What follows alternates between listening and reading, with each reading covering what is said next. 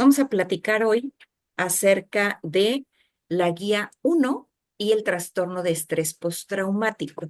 Para aquellos que trabajan en empresa, es probable que ya hayan identificado cuál es la guía uno. ¿Alguien de ustedes nos quiere comentar, compartir, platicar cómo les ha ido en la aplicación de la guía uno en sus empresas? Si tienen alguna experiencia.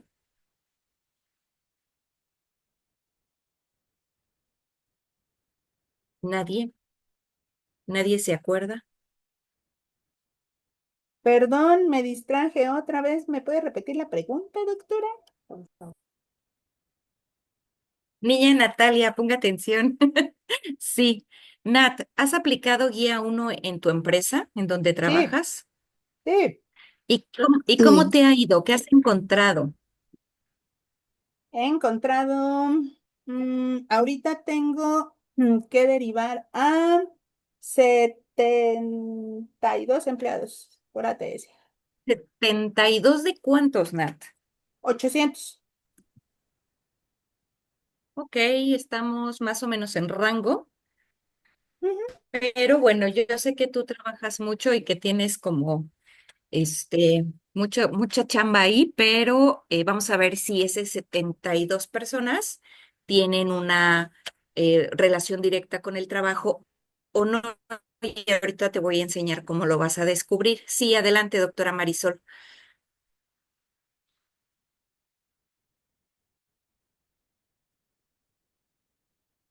No, Marisol, no. Ok, Hola, doctora sí, Vianey, claro que sí. adelante. Hola, Ah, sí, ¿me escuchan? Marisol. Ajá, adelante, ¿sí? Perdón, muchas Claro. gracias. Gracias, doctora. Yo he tenido la oportunidad de aplicar la guía en al menos 3 ocasiones. Somos una población pequeña de entre 200 y actualmente somos 100. Pero algo que ha sido recurrente en estos 3 eventos que hemos tenido es de que las personas que llegan a reportar algún evento traumático severo, pues de alguna manera muchas veces no se relacionan a que cumplen los criterios, es decir, hablan de algunos accidentes o eventos que han pasado en el pasado, muy, muy en el pasado, más de un año, o que no tienen relación con el trabajo. Entonces, eso es lo que yo he visto como frecuente en mi población. Sí, sí, claro que sí, doc. Muy bien, gracias. Adelante, Vianey. Hola, buenas tardes a todos. Hola, doc. Donde yo trabajo, la verdad es una empresa de muy bajo riesgo, entonces son muy poquitas las encuestas que hemos aplicado y después de que las aplicamos las revisa el psicólogo que tenemos en planta. Y según nuestras estadísticas, ninguna de las que hemos aplicado ha sido necesario calificarlo o canalizarlo porque no cumplen con los criterios para que lo tomemos como un acontecimiento traumático severo. Durante o con motivo del trabajo. Claro, gracias, doctora. Doctor Jorge. Exacto. Ujú. Adelante, doc. Jorge Galaviz. Sí, en mi caso tuve la oportunidad de aplicar la guía el año pasado. En mi empresa son 73 personas. Solamente salieron 3 casos posibles, de los cuales se realizó nuevamente el seguimiento con ellos y solamente uno fue derivado del trabajo. Los otros dos, como dice, durante el trabajo pensaban Del o trabajo. tenían en mente que era durante el horario y era gente que se fue a comer a su casa y presenció un accidente y lo corroboró como si fuera de trabajo por esto. Ok, Entonces, bien. no solamente hubo, fue realmente de trabajo.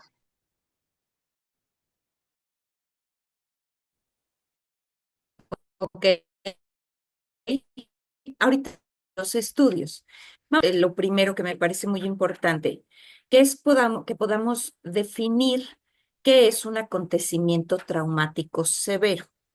Y entonces, ¿por qué? Porque la guía uno justamente le da seguimiento al acontecimiento traumático severo. Y nos dice que es este evento que vivo o presencio, es decir, no necesariamente me tuvo que pasar a mí. Puede ser solamente dado la vida de una o más personas. Y en el trabajo se podría ver como un accidente grave, un asalto con violencia o un secuestro, por ejemplo. ¿Ocurre? Sí, por supuesto. ¿De qué depende?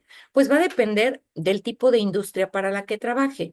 También va a depender de la zona geográfica en la que se encuentre mi instalación. Por ejemplo, va a haber colonias más peligrosas, colonias menos peligrosas.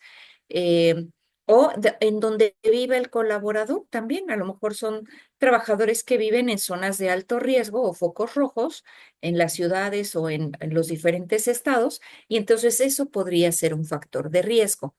Y ojo, recordemos que esta serie de pláticas están enfocadas con el trabajo. Entonces, cuando hablamos de acontecimiento traumático severo en las empresas y la aplicación de la guía uno, nos tenemos que enfocar en lo que el trabajador vive durante o con motivo del trabajo, que tiene la misma definición de la que habla la norma, perdón, la Ley Federal del Trabajo respecto de los accidentes de trabajo, que suceden cuando el trabajador está, digamos, en su jornada durante sus actividades habituales o cuando está con motivo, por ejemplo, en el traslado de su casa al trabajo o del trabajo a su casa o incluso en una comisión.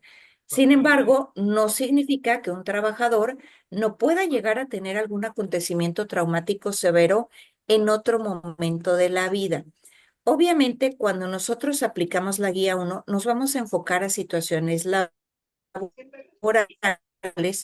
pero pues algunos trabajadores van a responder en función de lo que ellos perciban en el resto de su vida.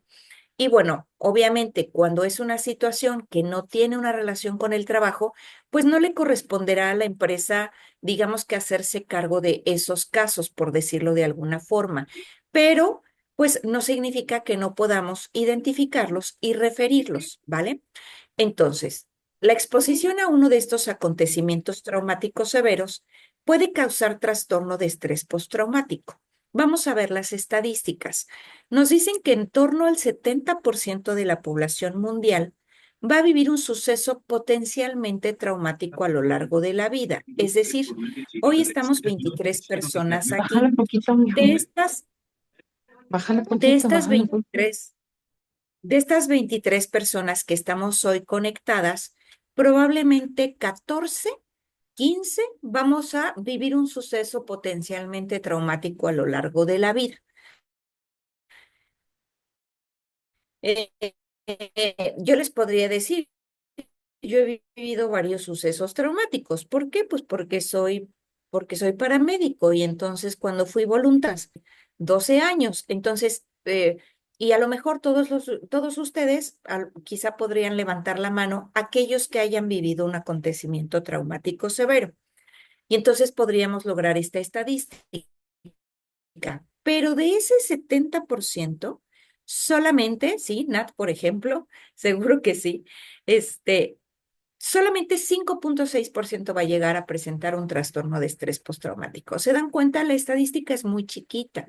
Es decir, de nosotros 23, solo 14 habremos tenido un acontecimiento traumático severo y de esos 14, a lo mejor solamente 10 a lo mejor uno tendrá un trastorno de estrés postraumático o quizá ninguno, porque ese 5,6% a lo mejor equivaldría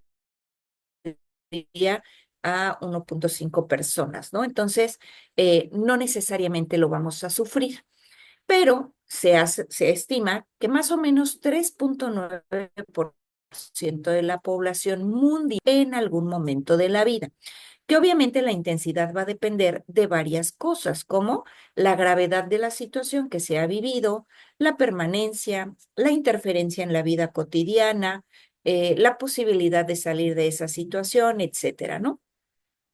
Y la probabilidad, bueno, lo que les decía, va a estar en función del suceso que se vivió. Es decir, no es igual si a mí me asaltaron en el metro, ¿no? Y hubo varias personas y a lo mejor alguien solamente llegó y nos amenazó con su mano escondida debajo de la chamarra y ni siquiera sabemos si tenía un arma o no, o si solo era su mano simulando. y bueno, nos quitó algo a todos. Versus si yo presencio un asalto y entonces el sujeto le dispara con un arma de fuego a una persona y lo priva de la vida. Sería diferente porque la intensidad es distinta y entonces en función de eso también está la posibilidad de que desarrolle o no. Entonces, las tasas de trastorno de estrés postraumático serán 3 veces superiores entre las personas expuestas a conflictos violentos o guerras. De hecho, el trastorno de estrés postraumático se describe por primera vez después de la Segunda Guerra Mundial, cuando los heridos de guerra regresan a sus casas y empiezan a tener esta sintomatología que caracteriza al trastorno de estrés postraumático que vamos a ver más adelante. Entonces, desde ahí se empieza a desarrollar esta descripción o este trastorno que más adelante se va a consignar en el DSM, ¿vale? Y ahora dicen 15,3%, pero también dicen expuestas a conflictos violentos. Es decir, una persona, por ejemplo, que vive violencia intrafamiliar, una persona que vive alguna violación en la infancia, una persona que vivió maltrato en la infancia, en general, puede tener mayor probabilidad de tener trastorno de estrés postraumático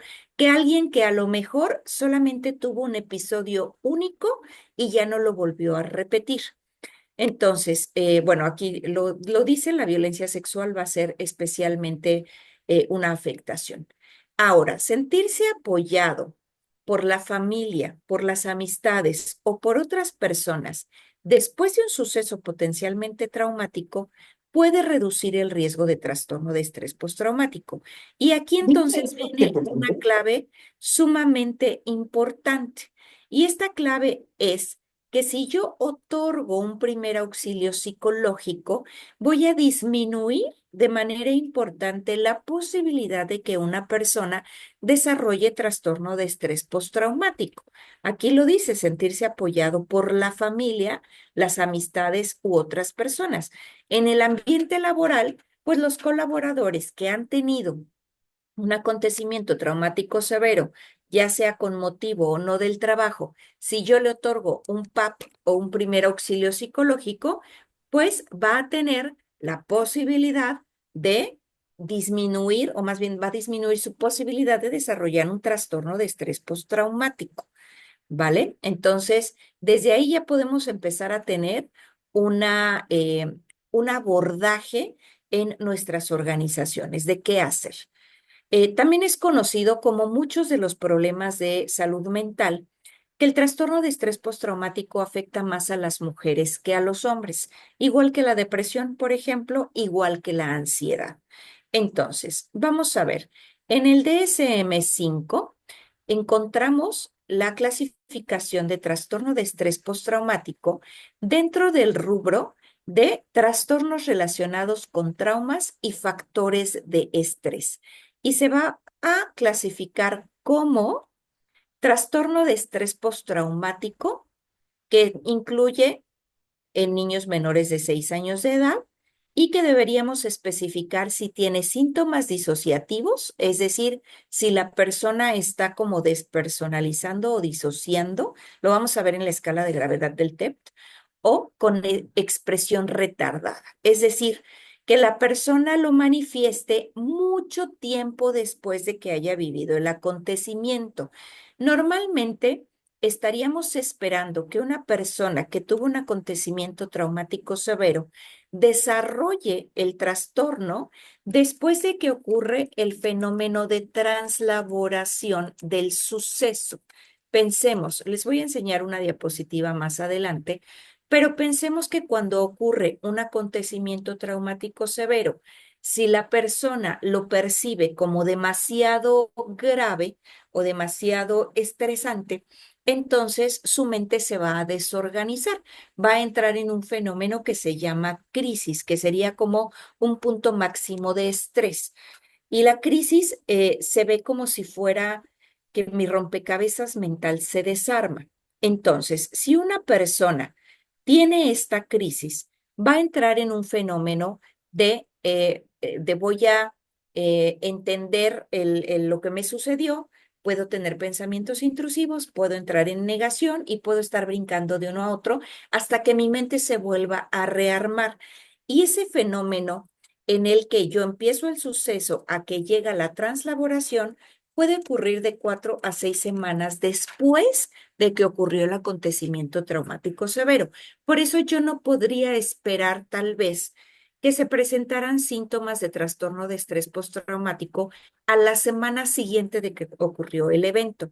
Si hay síntomas de estrés a la semana siguiente, estaríamos hablando de un estrés agudo. Pero si los síntomas se presentan, pensemos, unos 2 meses después de que ocurrió el suceso, entonces podríamos estar hablando de un trastorno de estrés postraumático, ¿vale? Ahora, vamos a ver qué es lo que nos dice el DSM-5 respecto del trastorno de estrés postraumático.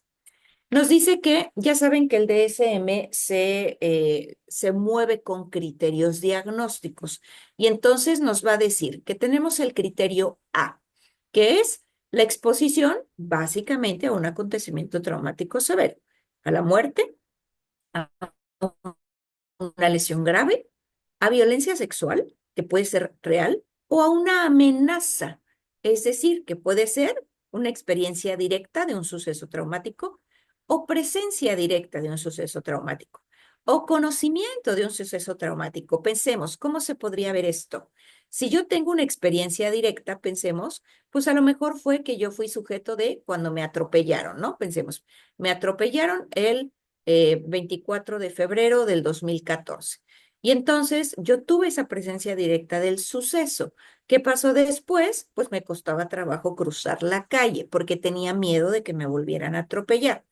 O presencia directa de que ocurrió ese suceso. Pensemos, me asaltan en un camión y yo veo cómo le disparan a uno de los pasajeros. A mí no me pasó, a mí no me dispararon. A lo mejor el ladrón ni siquiera me volteó a ver, pero yo fui testigo directo de lo que le sucedió a la persona a la que le dispararon. O vámonos a esta, el conocimiento de que el suceso le ocurrió a un familiar. Pensemos que me hablan por teléfono y me dicen que atropellaron a mi hermano. Y entonces eso sería un suceso traumático del que yo tengo conocimiento. Por eso muchas personas, cuando reciben una mala noticia, pueden entrar en un estado de crisis o en un estado de exposiciones repetidas o extremas de sucesos traumáticos. Por ejemplo, los paramédicos que viven una y otra y otra y otra y otra vez situaciones de accidente. Sí, adelante, Natalia. Cuando Carlos tuvo su accidente el año pasado, exactamente así me pasó. Él me habló y me dijo, hola, y nunca me dice hola. Entonces me dijo, hola, estoy bien, pero, Pasó y en esto. el pero, le dije, ¿qué pasó? Nada, estoy bien, te va a hablar Alfonso, nuestro hijo, te va a hablar Alfonso y él te explica. Y le dije, ¿pero qué pasó? Nada, te va a hablar Alfonso y ahorita te hablan de la empresa. Y me colgó y así colgándome le entró la llamada de mi hijo y me dijo, mamá, voy por ti al hospital. Y tú, No, pero nadie me decía alguien, nada y cuéntame algo, ¿no? entonces nadie me decía nada y me acuerdo que agarré mis cosas, todas mis cosas, me salí, avisé en urgencias, les dije, no sé, algo le pasó a Carlos, ya me voy. Agarré mi mochila, me salí del hospital, llegó mi hijo y le dije, ¿qué pasó? Y me dice, pues no sé muy bien, pero creo que a Carlos lo atropellaron. Creo. Y yo así de, ¿cómo que Creo. crees? Y me dijo, vamos a Magdalena de las Salinas y ya tú ves. Dije, pero está Claro. bien, pues no sé, mamá, ahorita vamos. Pero yo entré en yo creo que el más me puso nerviosa de, estoy bien, pero ahorita te hablan. O sea, él no me pudo decir o no me quiso decir, o no sé. Y todo el mundo sabía menos yo. O sea, sabía RH, sabía Todo mi hijo, Claro. todo el mundo sabía y yo no. Entonces yo me hice 40 Ajá. Historias. marañas, ¿no? Y fíjate que eso me ha quedado muy muy marcado porque cuando me habla, ahorita por ejemplo que está en Cancún, y me dice, ay, es que voy ahí, pero, y ese pero, para mí ese Ajá. pero es Ese así, pero ya te vuelve a depositar en el lugar cuando justo, tuviste sí. esa Sí, es como noticia, ese, ¿no? oh, Exacto, que es te como una tiene, palabra gatillo de ajá, otra de vez, peligro. Sí, sí, sí. ¿sabes? Sí, sí, sí, Y no, pero, no. y, Exacto. y ya pasó un año, ¿eh? Y Y todavía tengo estrés. Voy sí, por claro. eso. De hecho, hay quienes dicen que el estrés postraumático no se cura. No lo sé. Yo creo que algunos casos son muy resistentes, algunos casos van a requerir tratamiento tal vez por el resto de su vida. Algunos casos a lo mejor irán disminuyendo síntomas. ¿De qué va a depender? Pues de cómo fue el fenómeno, de qué tan grave fue. Pero justo así va, ¿no? Y entonces el criterio A es la exposición al acontecimiento traumático severo, ya sea directo o indirectamente. Y el criterio B va a ser la presencia de alguno de estos síntomas. Por ejemplo, recuerdos angustiosos o recurrentes. Ojo, que sean involuntarios e intrusivos. Es decir, cada vez, por ejemplo, que, como dice Natalia, cada vez que Carlos dice en el teléfono, pero para Natalia es como evocar ese momento en el que le avisaron que Carlos había tenido un accidente. Por ejemplo, a lo mejor yo viví este asalto y entonces cada vez que me subo a un camión, tengo este recuerdo persistente e intrusivo de la vez que me asaltaron, ¿ok? Sueños angustiosos o recurrentes en los que el contenido o el afecto del sueño está relacionado con el suceso. He tenido pacientes que me dicen, doctora, no me quiero ir a dormir porque cada vez que cierro los ojos, vuelvo a ver esa imagen de cuando el accidente, de cuando el asalto, de cuando lo que haya sucedido. Y entonces, obviamente, el paciente va a tener una afectación ahí en el sentido de que, pues, tiene ese recuerdo o ese flashback o esa afectación en el sueño. Vamos a poder presentar reacciones disociativas o escenas retrospectivas en que la persona actúa como si se repitiera el suceso. Pensemos, yo recuerdo, como les comenté, me atropellaron el 24 de febrero de 2014, o sea, ya tiene 12 años de ese evento. Y entonces, cuando me recuperé y empecé a salir a la calle de nuevo, recuerdo que cada vez que yo quería atravesar la calle, me agarraba de quien estuviera conmigo, lo pellizcaba, lo abrazaba, cerraba los ojos y me acuerdo que mi hijo me decía, mamá, pero tranquila. Y yo le decía, es que tengo miedo de atravesar la calle. Y entonces tú sientes como si esto estuviera repitiendo, como esa vez que yo vi el taxi que iba aproximándose a mí y tienes como esa misma sensación, como si se estuviera repitiendo una vez más. Esto me lleva también a poder tener un malestar psicológico intenso al exponerme a factores internos o externos que simbolizan o se parecen a un aspecto del suceso traumático. Por ejemplo, subirme en el camión de la ruta donde me asaltaron. Por ejemplo, pasar por la misma calle donde vi que atropellaron a alguien. Por ejemplo, estar parada en el mismo lugar en donde recibí la llamada, donde me avisaron que mi hermano tuvo un accidente, ¿no? Entonces, así va. Y finalmente, reacciones fisiológicas intensas que se deban a estos factores internos o externos que se parezcan al suceso.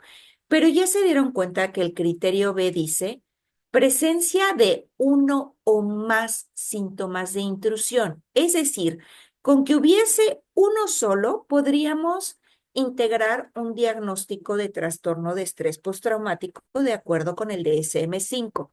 Pero insisto, la afectación va a ser diferente en función de la intensidad o la gravedad del suceso que yo haya vivido o presenciado. Es decir, si fue algo muy con menos probable o la afectación va a ser menor que si el suceso fue muy traumático, pensemos, ¿vale? Entonces, eso dice el DSM-5, que haya un acontecimiento traumático severo y que a partir de ese acontecimiento se desencadenen estos síntomas. Ahora, vamos a ver la neurobiología de este trastorno. Esta información que voy a mostrarles a continuación la tomé de este artículo que está abajo, que se llama Neurobiología del trastorno de estrés postraumático. Si alguien lo quiere, me lo puede pedir y con gusto se los comparto. Está muy interesante. Y entonces nos dice que el trastorno de estrés postraumático se va a caracterizar por la reexperimentación del trauma, es decir, yo lo voy a volver a vivir. ¿Cómo lo vuelvo a vivir? Desde que cierro los ojos y tengo ese flashback, desde que paso por ese lugar y lo quiero evitar, desde que me acuerdo de la imagen y tengo taquicardia, ¿vale? Y entonces me va a llevar a un comportamiento de evitación, es decir, ya no me quiero subir a ese camión, ya no quiero pasar por esa calle, ya no quiero regresar a trabajar a ese lugar. Alteraciones cognitivas, es decir, de la atención, de la concentración, de la síntesis, de la abstracción y alteraciones del estado de ánimo. Y entonces también va a haber un incremento del nivel de activación cortical, es decir, estamos hablando ya aquí de la corteza cerebral y ahorita lo vamos a explicar un poquito más a detalle. ¿Y cómo se va a manifestar esto? Pues se va a manifestar con irritación, es decir, voy a estar enfadoso, ¿no?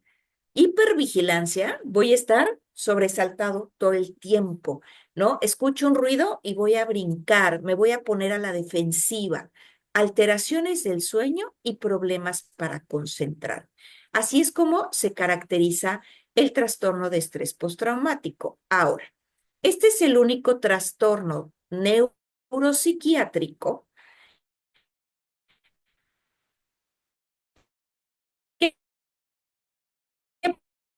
no es que la persona tenga un trastorno de ansiedad, eh, digamos que incómodos secundarios a un evento en particular. Antes de ese evento, la persona no tenía ni miedo ni angustia. Después de ese evento es que se desencadena este miedo y esta angustia intensa. Entonces, ¿dónde va a estar la afectación a nivel fisiológico? Bueno, ya vemos que varias áreas de la corteza cerebral, que es esta zona del hipocampo, la amígdala, el hipotálamo, van a estar alteradas. Y estas áreas se van a interconectar para formar circuitos neuronales que van a mediar distintas funciones como la adaptación al estrés, la toma de decisiones y el miedo condicionado. Entonces, ¿qué áreas particularmente van a estar afectadas en el trastorno de estrés postraumático? La corteza cerebral, el hipocampo, la amígdala y el hipotálamo. Y ahorita vamos a ver cómo se ve esa afectación. La corteza prefrontal, creo que todos los que somos médicos y o psicólogos ya sabemos que tiene como función importante la toma de decisiones, el raciocinio. Es como la parte del cerebro más evolucionada, por decirlo de una forma.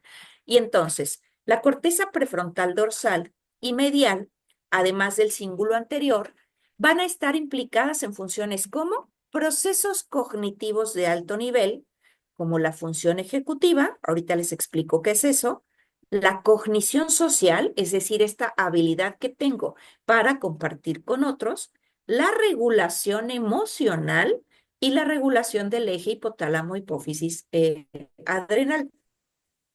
Entonces, recordemos una vez más que la corteza prefrontal decisiones y a detener el impulso. Cuando una persona, por ejemplo, tiene un traumatismo cráneoencefálico que afecta a nivel frontal, decimos que la persona está frontalizada, ¿no? Y entonces esta persona se torna agresiva, puede golpear al otro, puede empezar a hablar con palabras altisonantes, aunque sea una persona que no las use habitualmente, porque su corteza prefrontal está inhibida. Entonces, justo así se ve.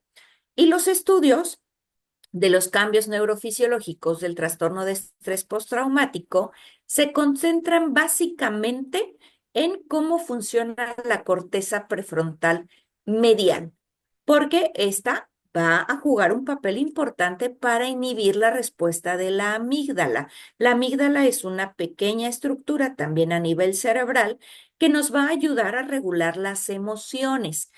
Para que tengamos un ejemplo muy claro, imaginemos o evoquemos al adolescente.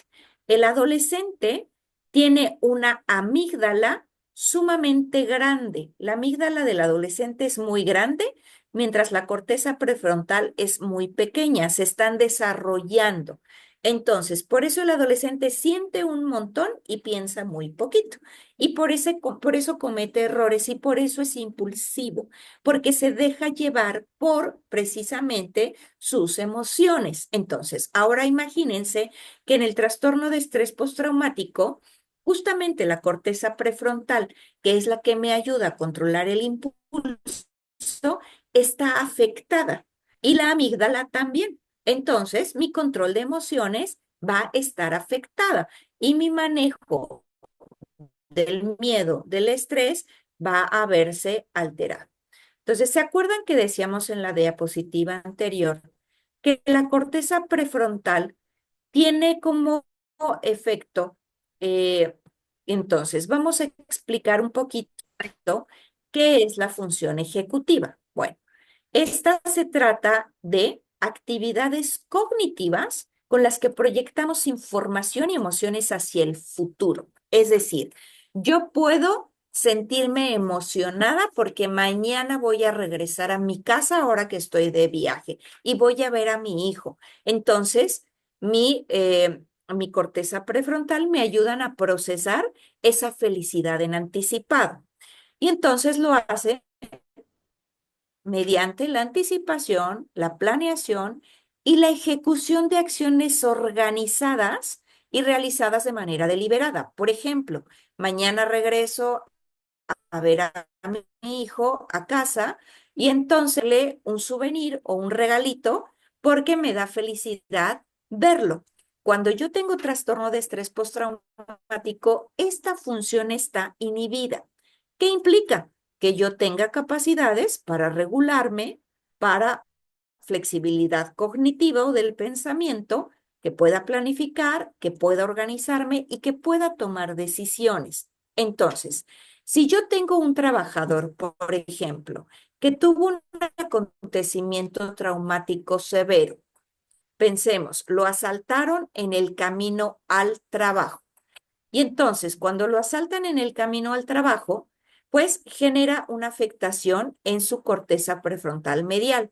Y entonces esta persona ya no es flexible cognitivamente hablando y ya no toma decisiones de la manera habitual. Y entonces, un día que se levanta para ir a trabajar, toma la decisión de faltar. ¿Por qué? Porque justo el trastorno de estrés postraumático le genera estos pensamientos repetitivos de cuando lo asaltaron y esta incomodidad intensa de volverse a subir al camión. Y entonces, una persona que no está afectada en su corteza prefrontal diría, oye, aunque tengas flojera, levántate, súbete al camión y vete a trabajar. Pero ante un trastorno de estrés postraumático, digamos que esa toma de decisiones consciente que le dicen, súbete al camión y vete a trabajar, está afectada y precisamente por eso mejor se queda en su casa y se reporta como enfermo o pide un día de vacaciones o simplemente renuncia. Puede ser una inhibición tal que de plano esa persona tome la decisión de renunciar. Entonces, ¿para qué me sirven estas funciones ejecutivas? Pues para tener éxito en la vida, para entrenar estas funciones desde niño, pues podríamos hacer ejercicios, por ejemplo, como el teatro, ¿no? Entonces, y ejecutivas se ven afectadas por la presencia del estrés. Y obviamente un trastorno de estrés postraumático se da secundario a haber vivido un estresor tan grande que afecta mi neurobiología. Vale. Entonces, además se ha reportado que las neuronas de la corteza prefrontal van a contraer sus dendritas y van a tener menor ramificación. Recordemos, para aquellos que somos médicos o psicólogos, pues que tenemos ay, quisiera dibujar, que tenemos, por ejemplo, una neurona y esta neurona va a tener, por ejemplo, varias ramificaciones y entonces esas ramificaciones se van a interconectar con otra neurona y van a ser más ramificaciones que se van a conectar con otra neurona y así. Entonces, en el trastorno de estrés postraumático, esas ramificaciones o esas dendritas van a estar afectadas.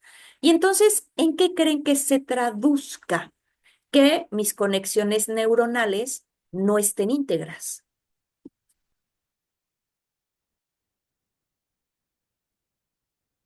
¿Qué se les ocurre que pase si yo no estoy conectando neurológicamente bien?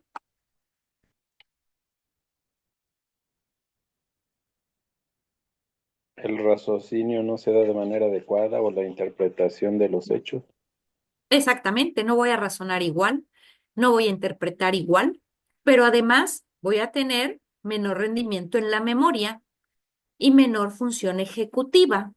Y entonces no voy a poder aprender igual, pero además no voy a poder extinguir el miedo. Y entonces voy a tener esta afectación permanente. Como recordatorio, aquí tenemos la anatomía cerebral, aquí está la corteza prefrontal, imaginemos que de este lado está la nariz, y entonces ya dijimos que las estructuras que están afectadas en el trastorno de estrés postraumático van a ser el hipotálamo, la amígdala y el hipocampo.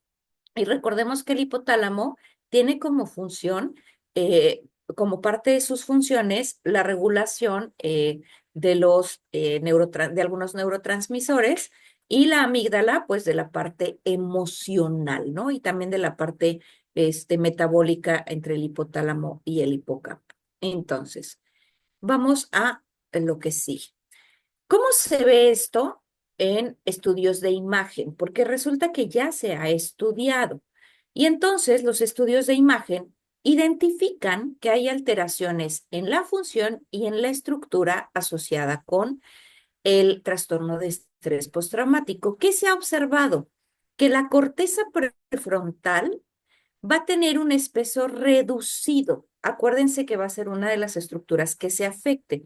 Y acuérdense que la corteza prefrontal toca como principal elemento, ¿no? Esta toma de decisiones, este raciocinio, este cerebro más evolucionado o inteligente. Pero también se relaciona con una disminución en el hipocampo. Es decir, la corteza se adelgaza y el hipocampo se reduce. Y si se fijan, miren, desde 1998 ya hay estudios de imagen que nos explican esto. Y obviamente eso se va a traducir también en los problemas que ya hemos comentado, ¿no? Como el aprendizaje, como el control del miedo y la funcionalidad en general. Pero bueno, decíamos que la corteza prefrontal está afectada, también el hipocampo, pero también la amígdala. Y entonces dijimos que la amígdala es esta estructura que está muy vinculada con las emociones. Y entonces la amígdala es la que detecta la amenaza y los efectos que me pueden llevar a tener un miedo condicionado. Por ejemplo, si se me acerca un perro que puede morderme, mi amígdala reacciona y se desencadena miedo. ¿Para qué se desencadena ese miedo? Pues para ponerme a salvo, ¿cierto? Entonces, pues en el trastorno de estrés postraumático, la amígdala también se va a afectar, pero esa afectación se va a quedar ahí de tal forma que se va a perpetuar la respuesta al estrés.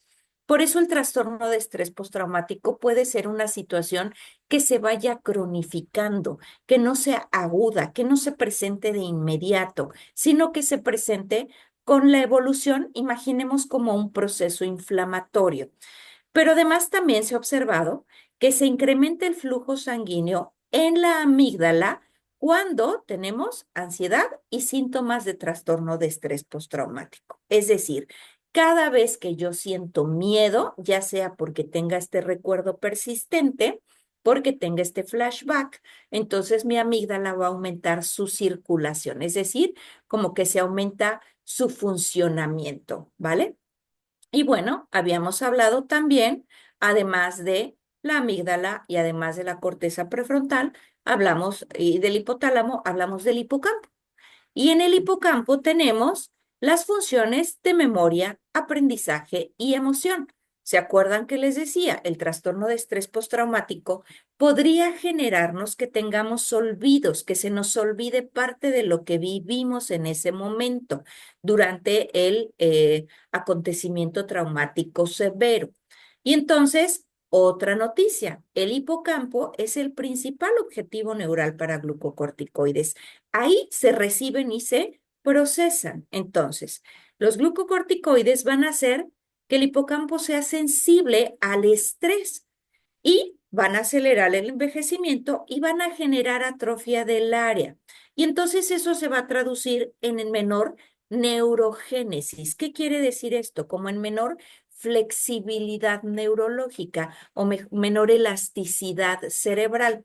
En el pasado, si ustedes recuerdan, cuando estudiamos medicinas para aquellos que son coetarios de su servidora, pues nos decían que las neuronas no se regeneraban, ¿no? Como la piel, por ejemplo.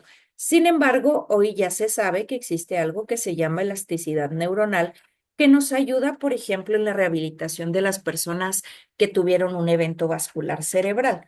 Y entonces, mucha gente que a lo mejor en los 80 que tuvo un EBC no se recuperaba en su movilidad o en su habla, hoy por hoy con la rehabilitación ya tienen un mejor pronóstico. Entonces, ¿qué es lo que sucede cuando el hipocampo se afecta? Bueno, pues voy a tener disminución justamente en esa elasticidad cerebral, ¿vale? Vamos a ver entonces, esta parte del hipotálamo es muy importante porque regula diferentes ejes de regulación metabólica y de homeostasis, pero además media la respuesta al estrés por medio de un eje que se llama eje hipotálamo-hipófisis adrenal.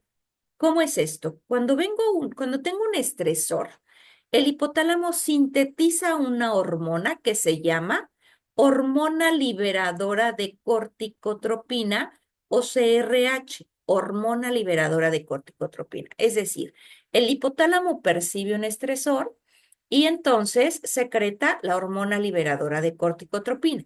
Esta a su vez se une a un inductor de la liberación de la hormona adrenocorticotropa, es decir, la hormona liberadora de corticotropina va a actuar a nivel de la hipófisis anterior y libera la hormona adrenocorticotropa. Y esta hormona va a actuar, o su blanco va a ser la glándula suprarrenal. ¿Y qué se secreta en la glándula suprarrenal? ¿Alguien recuerda? ¿No? Cortisol. El cortisol, justamente. ¿Y qué pasa, Sensei, cuando se secreta cortisol? Pues dicen que es la hormona del estrés. Ujú. Es una de las dos hormonas del estrés.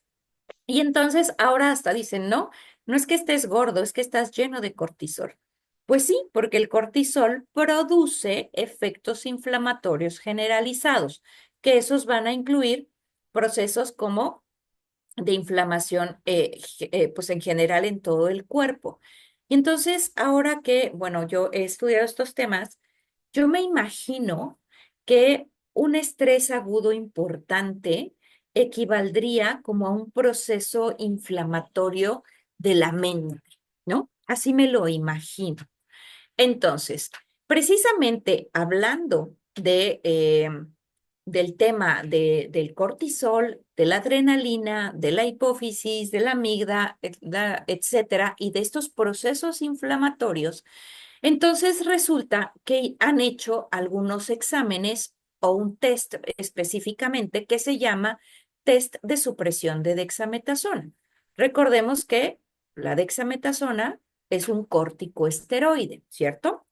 Y entonces se ha observado que si yo administro dosis bajas de dexametasona, van a activar de manera selectiva los receptores de glucocorticoides en la hipófisis, aunque no actuarán de la misma forma en el tejido cerebral. Y entonces esto me lleva a pensar, o lleva a los científicos a pensar, que si empleo un glucocorticoide o inhibidor de glucocorticoide, puedo potenciar el eje hipófisis pituitaria adrenal como tratamiento en el trastorno de estrés postraumático. Es decir, la buena noticia para nosotros los médicos del trabajo sería que si yo administro un esteroide como la dexametasona ante una situación de acontecimiento traumático severo, podría estar inhibiendo la presentación del trastorno de estrés postraumático. Y entonces eso me hace evocar, por ejemplo, cuando yo tengo un traumatismo del que sea.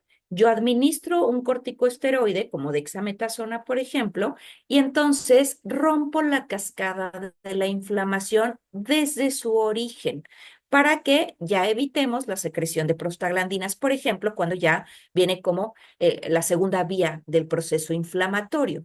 Entonces, en algún momento escuché a algún psiquiatra justamente hablar de esto, que como médicos podríamos administrar un esteroide a un trabajador o a un paciente que haya vivido un acontecimiento traumático severo para disminuir la probabilidad de desarrollar trastorno de estrés postraumático. Y entonces el test de supresión de dexametasona es justamente lo que me da como esa validez, ¿no? Para decir, oye, sí, sí se puede, sí funciona.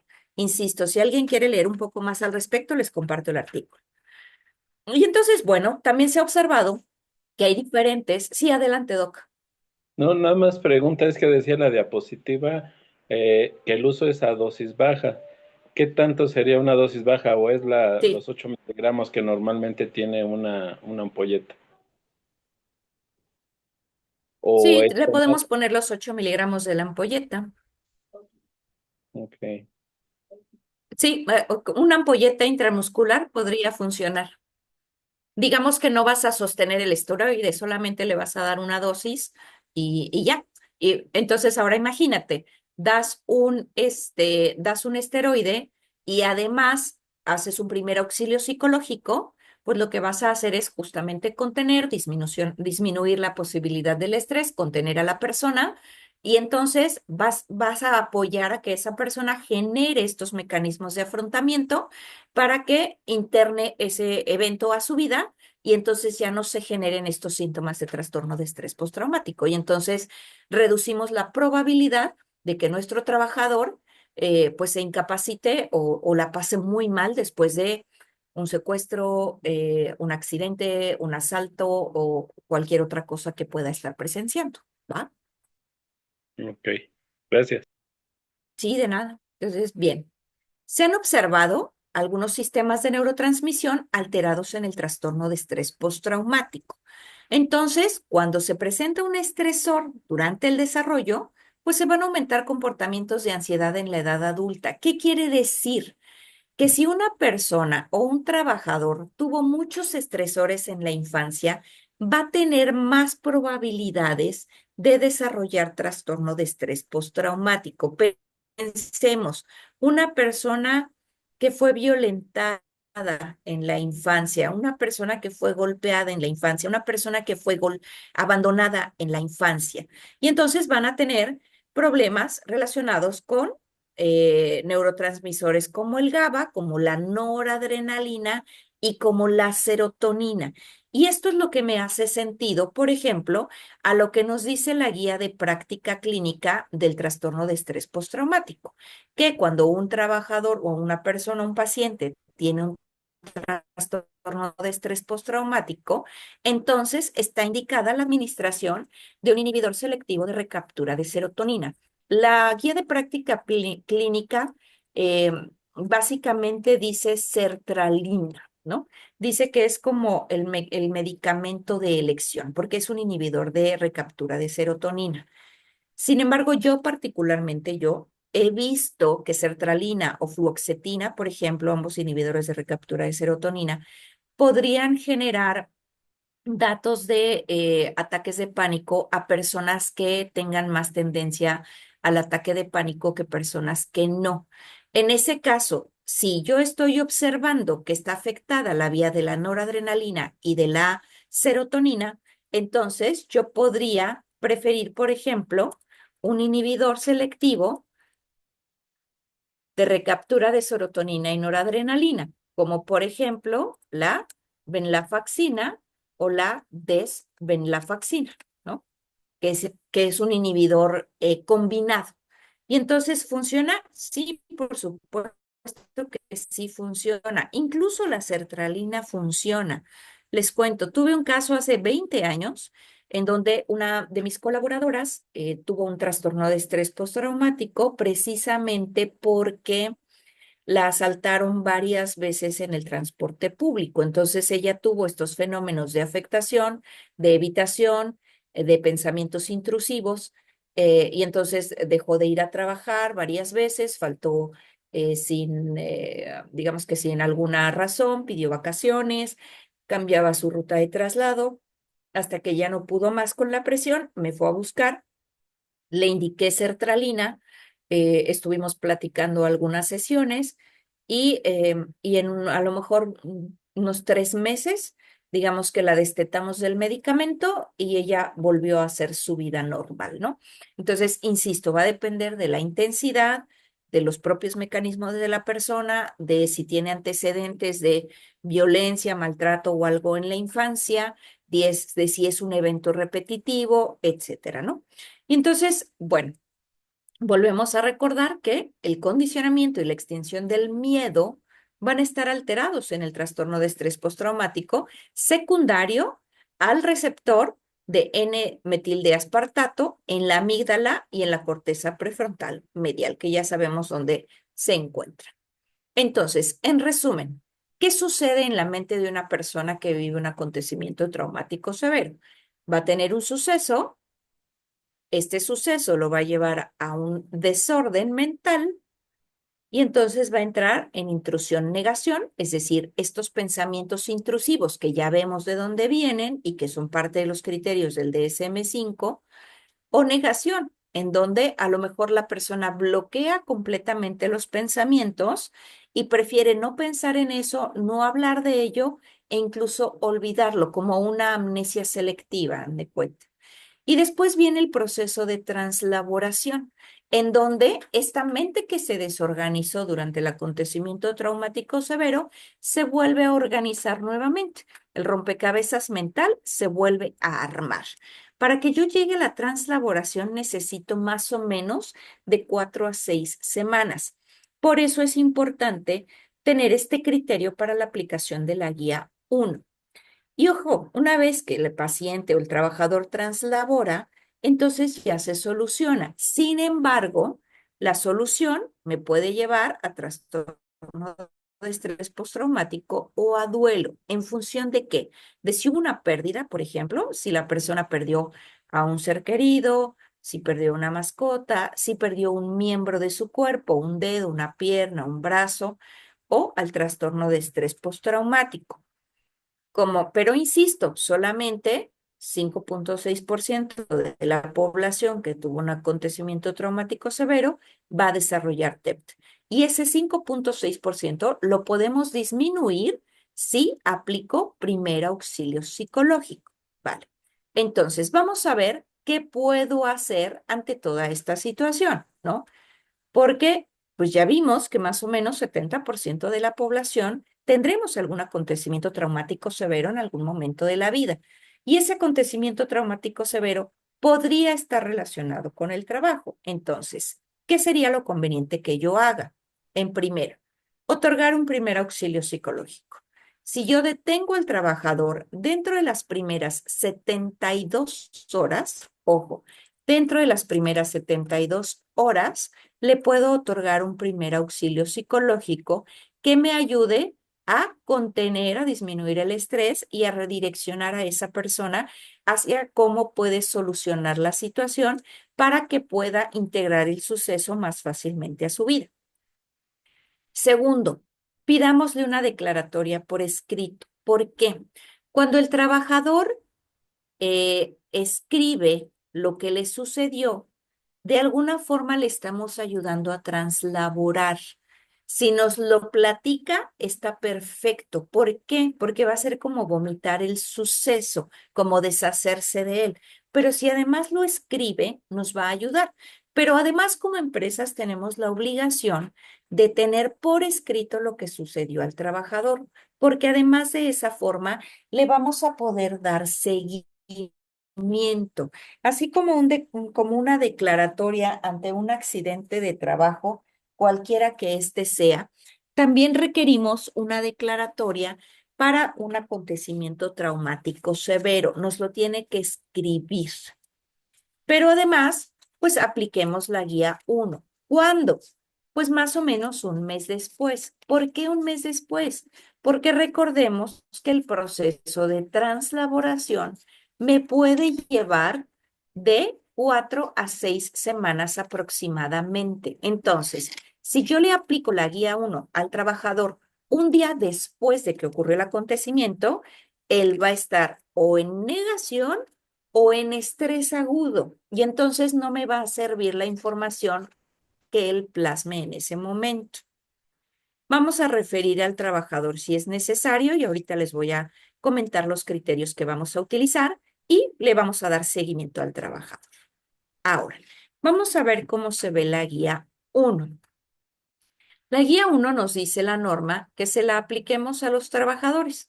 La norma dice, aplica las guías cada 2 años.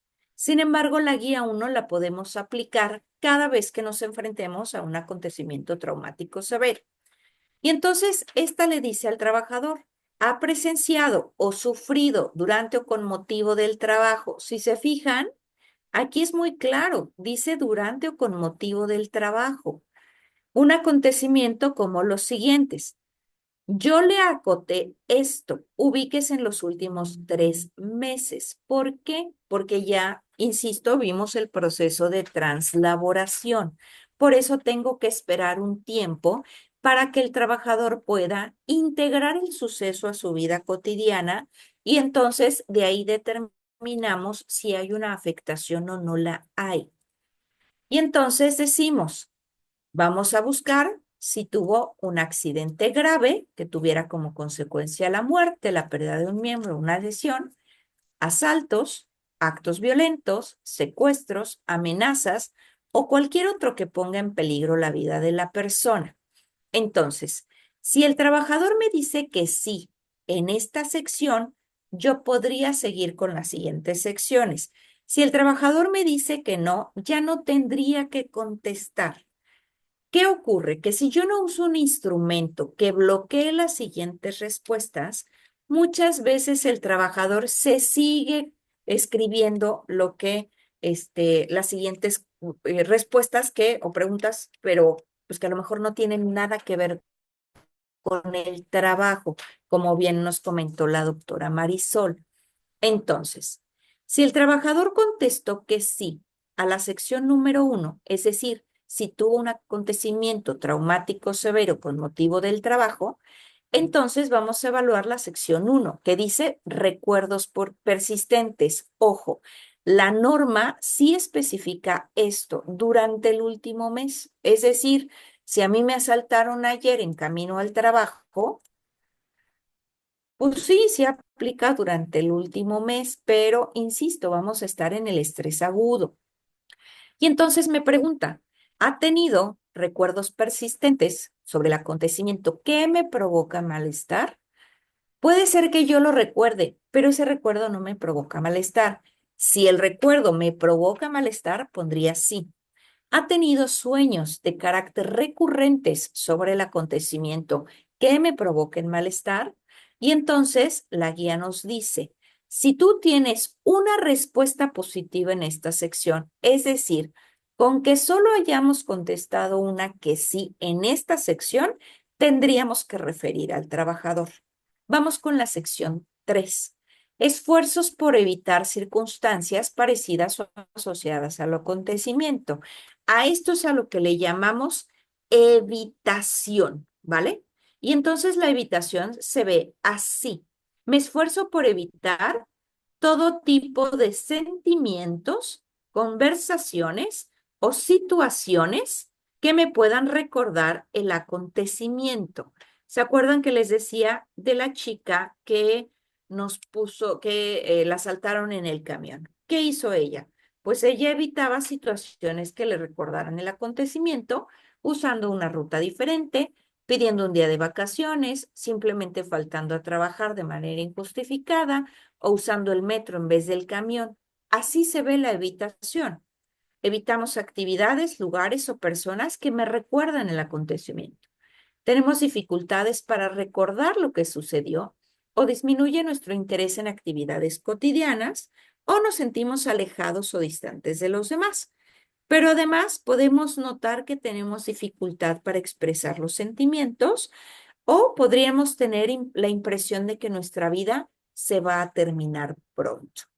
Y aquí el criterio es, si tienes 3 respuestas positivas en esta sección, entonces tendría que ser referido el trabajador.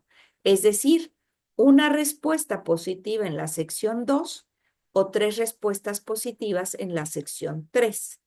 Vamos a la sección 4 y la última, que es la afectación. Entonces ya tenemos evitación, recuerdos persistentes y afectación, que si se dan cuenta, cumplen con los criterios del DSM-5 para trastorno de estrés postraumático. Y entonces en la afectación me dice, ¿tienes dificultad para dormir? Obviamente relacionada con el suceso. ¿Has estado irritable o te han dado arranques de coraje? ¿Has tenido dificultad para concentrarte? ¿Has estado nervioso o en alerta? ¿O te has sobresaltado por cualquier cosa? Y aquí la norma me dice que si yo tengo 2 respuestas positivas en la sección 4, es motivo de referir al trabajador. Entonces, en resumen, yo refiero a mi trabajador si tengo una respuesta positiva en sección 2 o si tengo 3 respuestas positivas en sección 3 o si tengo 2 respuestas positivas en sección 4, ¿vale? Y ahora, ¿a dónde voy a referir a los colaboradores? ¿Qué es lo que dice la norma? Nos dice refiérelos al IMSS. Pero bueno, creo que en un mundo ideal es el deber ser, pero si yo les pregunto a mis colegas que trabajan en el IMSS y que nos están escuchando, ¿qué tan fácil es el acceso a un psicólogo del IMSS, por ejemplo, en el instituto? Le hace la unidad que sea, le hace el estado del país que sea. Por ejemplo, tal vez la doctora Ari nos podría dar su opinión. ¿Qué tan factible o tan cercano pudiera ser que si mandamos al trabajador con su doctor familiar, lo manden con el psicólogo?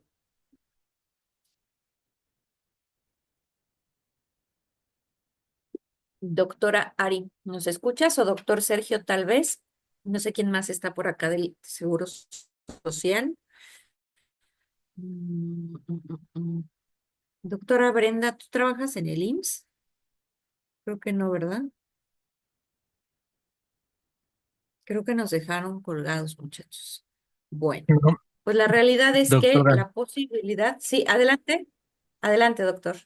gracias. Yo no trabajo en el IMSS, pero sin embargo, en mi experiencia es más que complicado canalizar un paciente que es detectado con algún tipo de estrés postraumático ahora que aplicamos las guías y tratar de manejarlo en el IMSS, la verdad es que es, Muy pues no quiero complicado, decir ¿verdad? imposible porque se puede ofender a alguien, pero es una mentira total.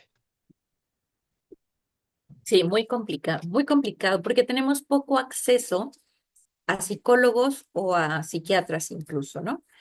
Ahora, nos dice la norma, no lo quieres mandar al IMSS, ok, se vale que lo mandes a un privado. Y entonces aquí es en donde justamente las empresas han hecho uso de estos programas en donde contratan ya sea un psicólogo adentro de la empresa o contratan a lo mejor una de estas redes de apoyo en donde tienen como accesos a centros de bienestar o a psicólogos en línea o a alguna clínica, etcétera, que pudiera ser. Sin embargo, recordemos que el trabajador con trastorno de estrés postraumático va a requerir medicación y el psicólogo no los puede medicar. ¿Qué va a requerir? Pues seguramente un inhibidor de recaptura de serotonina o de noradrenalina, de serotonina y noradrenalina. Y en algunas ocasiones yo calculo que incluso una benzodiazepina. ¿Por qué? Porque el malestar, sobre todo en el problema del sueño, puede ser demasiado importante y entonces el paciente la va a pasar muy mal. Y la otra nos dice, o que lo atienda tu médico de la empresa. Y entonces ahí es en donde todos nosotros que estamos conectados acá patinamos, porque decimos, ¿y yo qué le hago? ¿No? Yo no. O sea, la realidad es que, pues, en general, los médicos de empresa, pues no vamos a poder hacer mucho. A lo mejor los podemos contener de inicio, los podemos detectar, pero nosotros no le vamos a dar el tratamiento definitivo, a menos, pues, que sea alguien que realmente, diga, pues sí, yo quiero aprender cómo funcionan los inhibidores de recaptura de serotonina y voy a escuchar al trabajador y a lo mejor el médico de empresa tiene un psicólogo que le apoye con la terapia cognitivo-conductual y el médico de empresa pueda manejar el inhibidor de recaptura de serotonina. ¿Eso se vale? Yo creo que se vale, pero bueno, también depende de qué tanta afinidad tenga yo para atender estos casos y de la disponibilidad del tiempo también para darle seguimiento, ¿vale? Entonces, bueno. ¿Cómo puedo saber a qué trabajador realmente referir? Recuerdo que cuando empezamos a esta plática el día de hoy, Hola, tía. yo Ya les llegamos. preguntaba quién ha Carlos ya aplicado está norma a la espera 35 de usted. últimamente, que a lo mejor haya visto cuántos trabajadores salen positivos en guía uno. Y la doctora Nat nos dijo, de 800 trabajadores que tengo, 72, si no me equivoco, 76 se tienen que referir. Entonces, ¿cómo podemos hacer para que la doctora Nat evite pagar 76 consultas con el psicólogo externo? Pensemos, si tú tienes a un psicólogo interno, pues a lo mejor no es un problema. Pero si no lo tienes, a lo mejor lo que podrías hacer es aplicar otro cuestionario que nos ayude a identificar si de verdad es una situación de acontecimiento traumático severo o no. Y si tal vez está relacionado con el trabajo o no. Como vienen positivos, pues no se deben en realidad a una situación que haya ocurrido con motivo del trabajo, sino que tiene que ver con una situación personal. Entonces, para eso, yo les recomiendo que apliquen este cuestionario. Existen muchos otros. Sin embargo, bueno, este es el que tengo a la mano. Igualmente, si alguien lo desea, me lo puede pedir y se los comparto. Se llama escala de gravedad de síntomas del trastorno de estrés postraumático según el DSM-5. Este es una escala eh, hecha por españoles que está validada en México. Y entonces voy a dejar de compartir esta pantalla para enseñarles cómo se ve esa escala. Bien, hasta aquí mientras, si alguien tiene alguna duda, pregunta, aclaración o reclamación, hablen ahora. Sí, adelante. Adelante, Nat.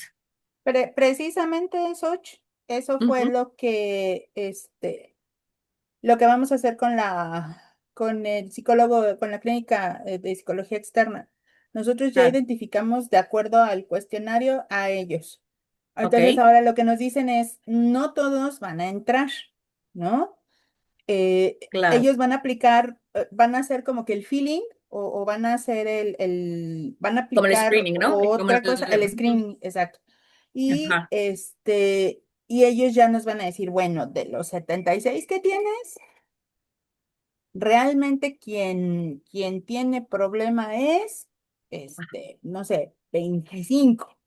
exacto, ¿Ok? justo. Entonces, de esos 25 ellos se van a encargar de darles el seguimiento y a nosotros solamente nos van a pasar pues no sé, por ejemplo, ocuparon 50 veces entre todos ocuparon 50 veces el servicio, ¿no? Porque lo que nos dicen es que no nos pueden decir un resumen o algo así, porque pues no, eso no se Claro, puede, pero así es como van a empezar a filtrar quién sí y quién no. Por ejemplo, ahorita con el señor que les comentaba yo en la mañana, pues la gente que lo atendió afuera del proyecto, pues yo creo que ellos sí van a tener que tener un poco de terapia porque pues el señor ya lo desahuciaron y pues todos están súper consternados y quien lo ayudó y quienes lo ayudaron cuando estaba tirado en mm, la calle, pues yo creo que ellos son los que ahorita nos vamos a enfocar en cuando pase lo que vaya a pasar, pues yo creo que sí nos vamos a enfocar en ellos ahorita. exacto. Sí, justo porque si no es como un derroche de recursos. Ojo, no significa que los otros trabajadores no requieran una atención. Y a veces es ahí justo donde el trabajador tiene como la oportunidad, digamos, de externar la incomodidad que a lo mejor traía o que no había identificado. Y entonces puede ser una oportunidad para que el trabajador sepa que requiere una atención, digamos que de un profesional de la salud mental y que, bueno, lo podamos referir o sugerirle cosas. Entonces, pues bien, esa es una oportunidad. Bien, adelante, doctor Sergio. Gracias, doctora. Para comentar nada más en mi experiencia, por ejemplo, en una de las plantas con 500 colaboradores, al aplicar las guías, terminan 25 con aparente estrés postraumático. Aplicamos una entrevista directamente conmigo, esos 25 personas, y obviamente con un tipo de cuestionario que salió de corporativo, pero está basado en todos estos que hay en el medio. Y Claro, obviamente de los 25 terminan resultando 5 con verdaderamente datos. eventos o causales que aplican y ya. Pero sí, de entrada hay un número quizás elevado y más si se hacen las encuestas o las guías, esas que aplican donde los meten a la sala, les ponen las computadoras, ellos empiezan a leer y a contestar. Tristemente, pues cada colaborador lee, entiende y razona lo que quiere. Yo en mi experiencia Exacto. les he dicho que hay que todas las preguntas, pero principalmente la de la guía uno, desglosarles la pregunta, explicárselas y ya que respondan, pero con el conocimiento, Acompañarlos, sí, ¿no? Acompañarlos en la respuesta. acompañarlos completamente, no mandárselas y dejárselas y ya, porque eso es hacer las cosas por hacerlas y el resultado dicta mucho de una realidad.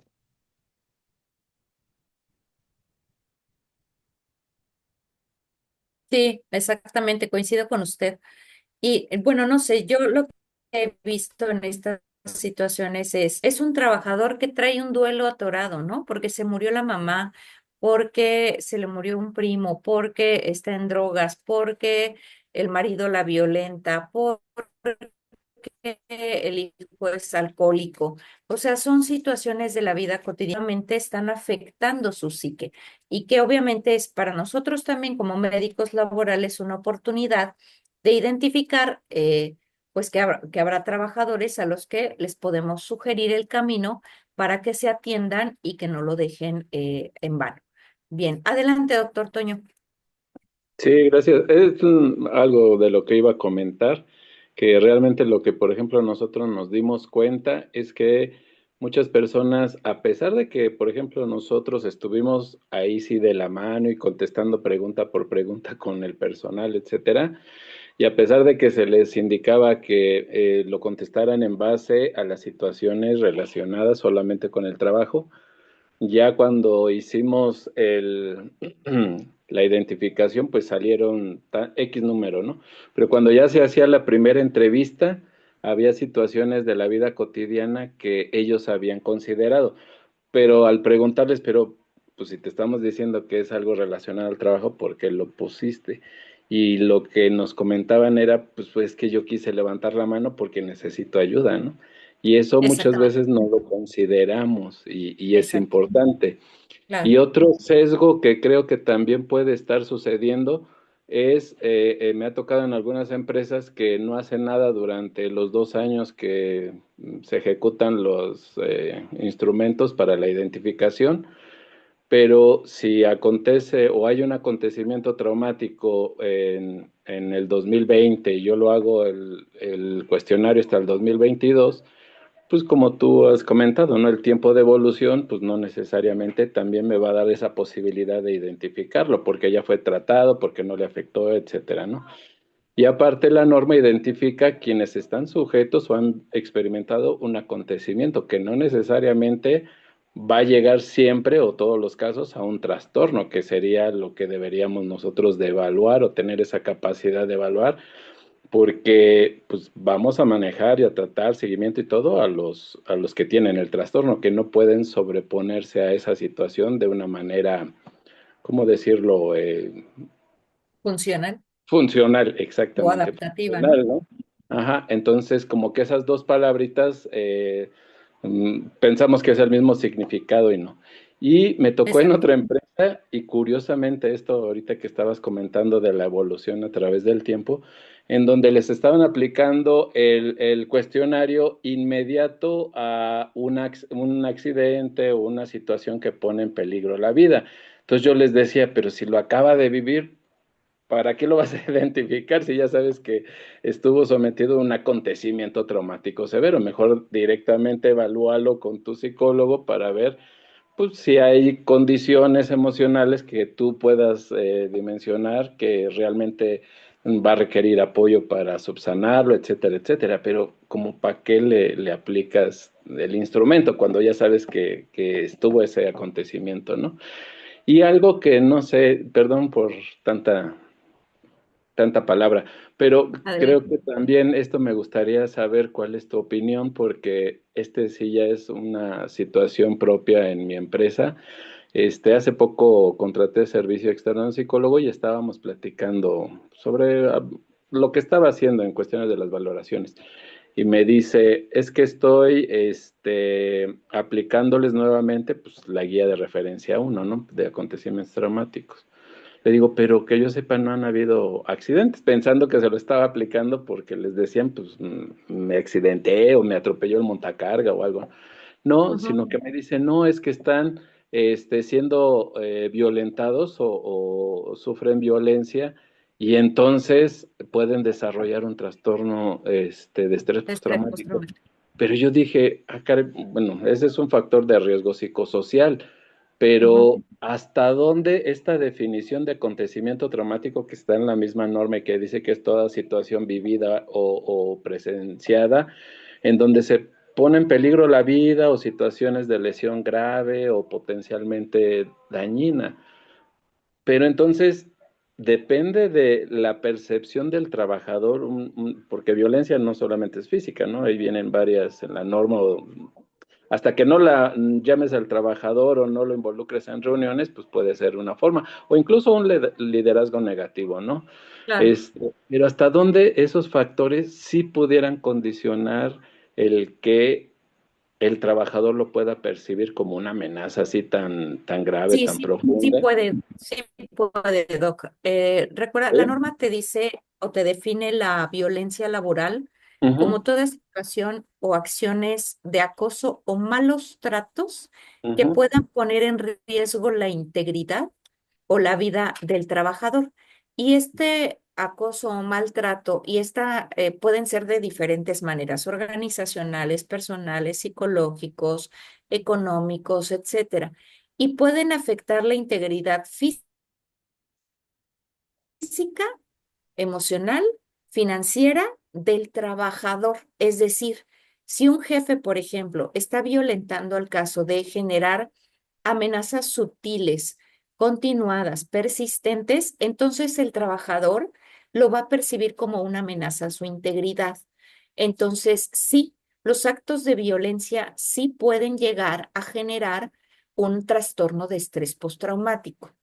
¿Qué sugeriría yo? O sea, sí, que apliquen la guía uno, pero también que apliquen algún cuestionario que evalúe violencia, como el inventario de Pando o el inventario de Cisneros, por ejemplo, para que puedan identificar si realmente hay una ejecución de violencia y entonces a lo mejor si hay síntomas francos de un síndrome de Moving o de una afectación, entonces sí, aplicar una guía 1 y en todo caso, pues aplicar una escala de gravedad para ver qué tan afectado está el trabajador.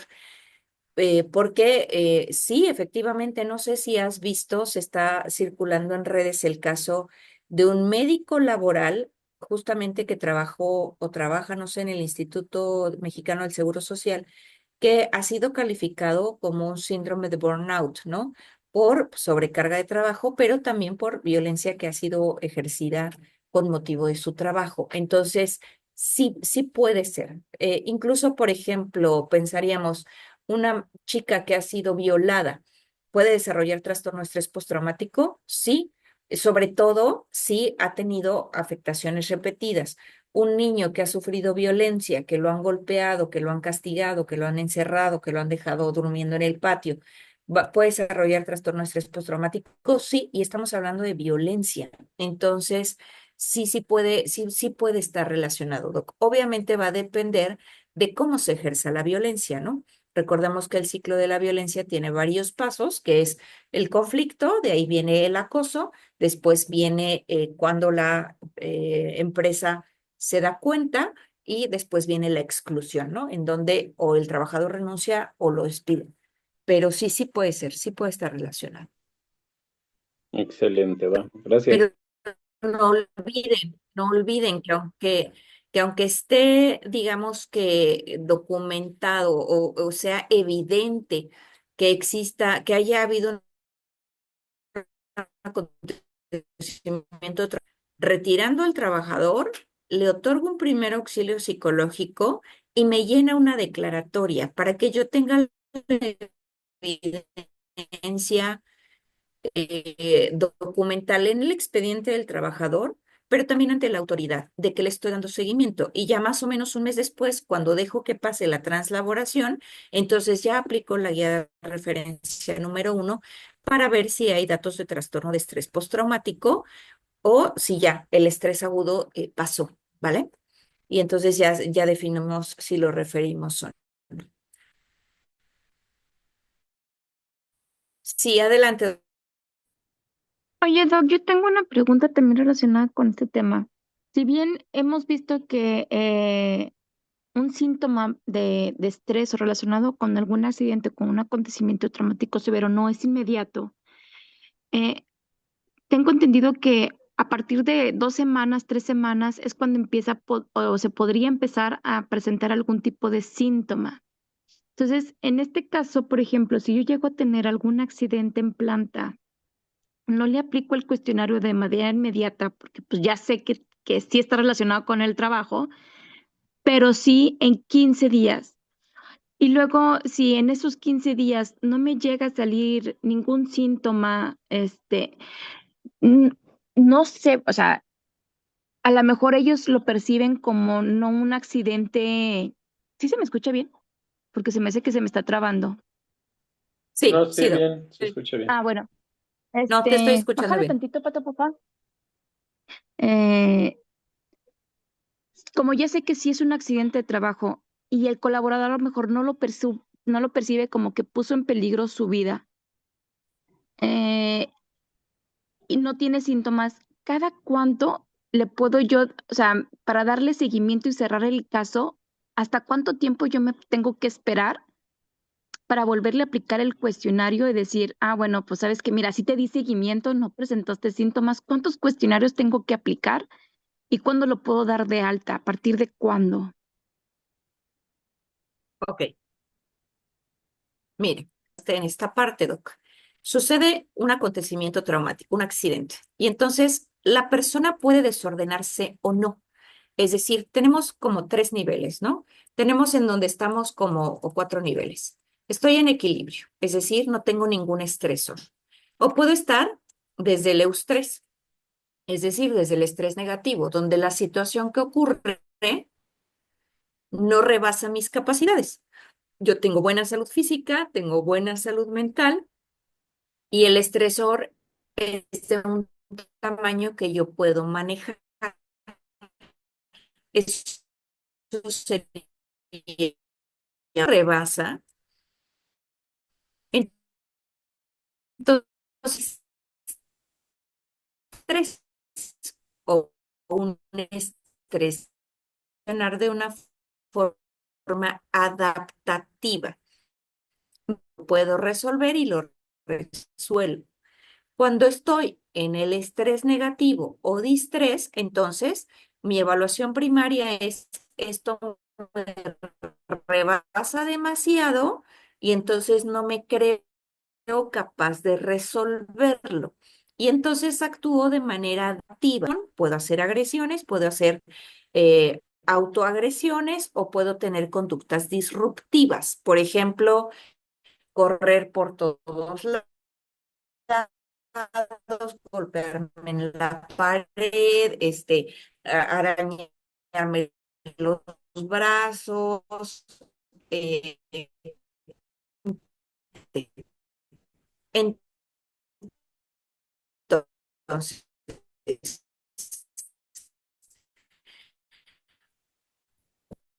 cuando el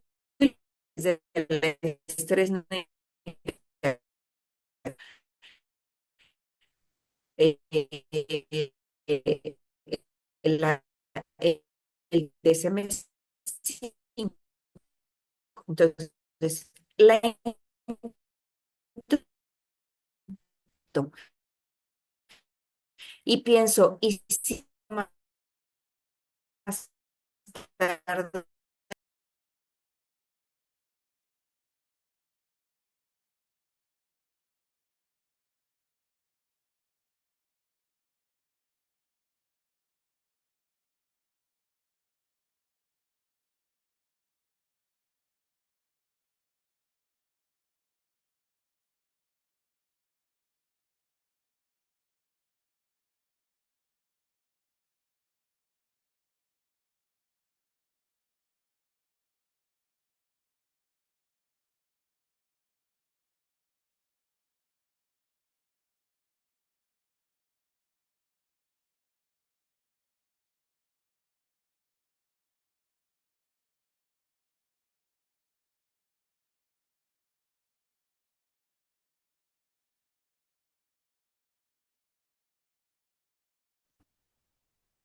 Hola, hola, perdónenme, me sacó la red.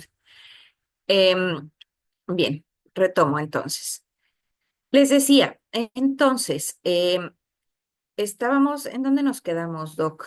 En la parte de la intrusión-negación, ¿verdad? Entonces, yo Sí, ibas tengo, en el proceso de estrés. entonces, estoy en la intrusión, estoy en la crisis y entonces se desordena mi mente y ya no tengo como las habilidades habituales para resolver. Cuando yo tengo un estrés positivo, la probabilidad, que sería el estrés, cuando tengo un estrés positivo, la probabilidad de hacer un trastorno de estrés postraumático es muy pequeña. ¿Por qué? Porque tengo las habilidades y las capacidades para lidiar con eso. Cuando yo tengo un estrés negativo, entonces las probabilidades de hacer un trastorno de estrés postraumático aumentan. Pero cuando yo tengo una crisis, que es como el último punto del eslabón, en donde yo desorganizo mi mente y ya no puedo resolver habitualmente, entonces eso es el desorden, la crisis es el desorden y paso de intrusión a negación, intrusión a negación. Y después voy a llegar a un proceso que se llama translaboración. Este proceso dura de 4 a 6 semanas aproximadamente. Y por eso es que la guía uno te dice, si tuviste un acontecimiento traumático severo, la sección 2 te dice afectación en el último mes. Y después la sección 3 te dice evitación, no es cierto, perdóname, la sección 2 es recuerdos persistentes en el último mes. Después, la sección 13 te dice evitación en el último mes. Y después la sección 4 te dice afectación en el último mes. ¿por qué la guía dice en el último mes? Porque el proceso de translaboración va a durar de 4 a 6 semanas. Es decir, si tú tienes un acontecimiento traumático severo, no le vas a aplicar la guía 1 a la siguiente semana, ni a los 15 días. Aplícasela al menos un mes después. Pídele su declaratoria al trabajador que lo escriba.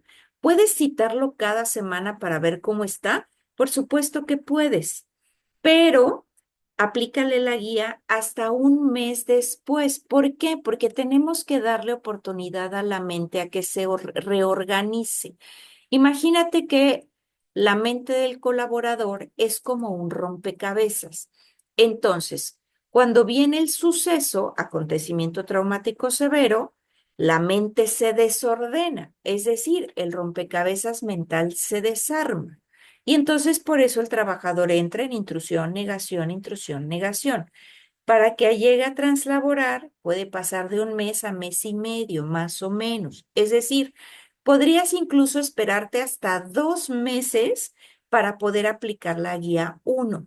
Si en esos 2 meses el trabajador te contesta que no, entonces ya lo das de alta. No necesitas como otra cosa.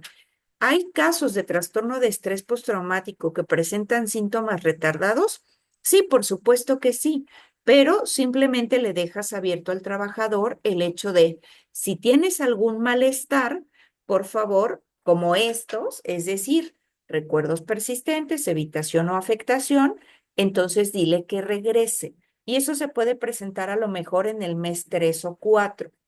¿No? Difícilmente se va a presentar un año después. Podría ser, sí, pero es mucho más difícil. Entonces, yo lo que te diría es, da un primer auxilio psicológico, ¿no? Contén al trabajador, pídele que te llene su declaratoria a mano y espérate un mes para aplicar la guía número 1.